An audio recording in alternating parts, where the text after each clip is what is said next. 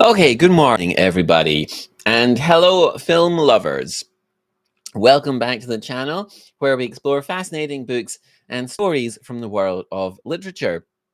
Today, however, we're diving into a book that unpacks the rise of South Korea's film industry from a unique angle. I'm going to be talking about unexpected alliances, independent filmmakers, the state and the film industry in post-authoritarian South Korea by Yonga Park. So since the early 2000s, South Korea has witnessed an explosion in the popularity of its homegrown films. There's a thriving local film industry here in South Korea. And what's even more impressive is how these films consistently hold their ground against Hollywood's biggest blockbusters.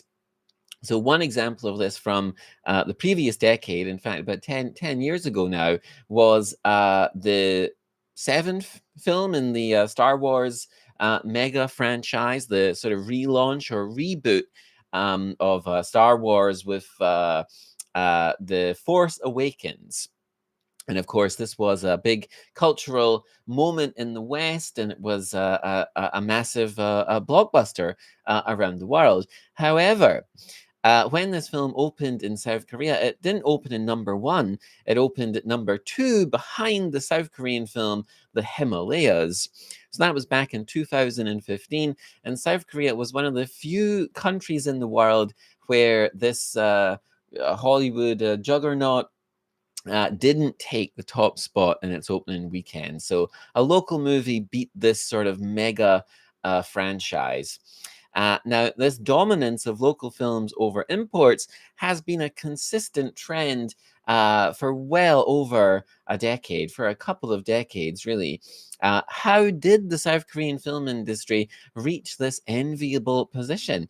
So many accounts attribute the industry's success to the emergence of bold, auteur-driven filmmakers. So think of the likes of Bong Joon-ho or Park Chan-wook, and these sorts of characters who've obviously crossed over and made a big impact on international cinema. However, in Unexpected Alliances, Yonga Park offers a fresh perspective, arguing that independent filmmakers and their collaborations with the state also played a pivotal role. So Park's book focuses on the late 1990s to the mid 2000s. This was a period of rapid growth for the South Korean film industry. During the 1990s, Korean films accounted for a much smaller share of the domestic box office. Park explores how independent filmmakers and their networks contributed to the surge in popularity of local films during this period. One of the key ideas in Park's argument is the concept of alliances, unexpected partnerships between individuals and groups who might otherwise seem to have conflicting interests. So, for example, she highlights how former film activists who were once deeply critical of the government and various government policies came to occupy positions of power and influence, shaping the industry from within. Park's exploration of the complex relationship between the 386 generation, a term used to describe Koreans who were born in the 1960s, went to university in the 80s, and then became politically active during this era. And the state, so the link up between these, the 386 generation and the state apparatus is one of the most fascinating aspects of the book. These former activists didn't just critique the system, they eventually became part of it, using their new positions to support independent filmmaking and cultural development, or at least that's the argument that Park makes. By detailing the formation of key institutions and networks, Park provides an in-depth look at how South Korea's film industry evolved. She shines a light on the often overlooked contributions of independent filmmakers who helped foster a vibrant cinematic culture that would later give rise to global hits like Parasite and Train to Busan, and many more besides.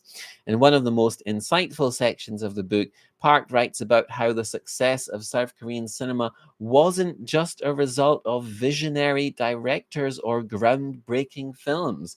It was the outcome of a collaborative effort between activists, policymakers, and filmmakers. This multifaceted approach is what made the industry resilient and innovative. So, who should read this book? If you're passionate about Korean cinema, cultural studies, or the intersection of politics and art, Unexpected Alliances is a must read. It provides a nuanced perspective on the rise of South Korea's film industry and fills in some of the gaps that other accounts tend to overlook. Whether you're a film buff, a student of Korean culture, or someone who's just curious about how a relatively small country managed to build a film industry that consistently punches above its weight on the global stage, this book will offer you plenty of food for thought. As always, I'd love to hear your thoughts. Have you read Unexpected Alliances or come across any other great books on Korean cinema? Let's chat in the comments below, and don't forget to like, share, and subscribe for more thoughtful reviews and discussions on books and films. Until next time, happy reading and happy watching. Take care. See you in the next review.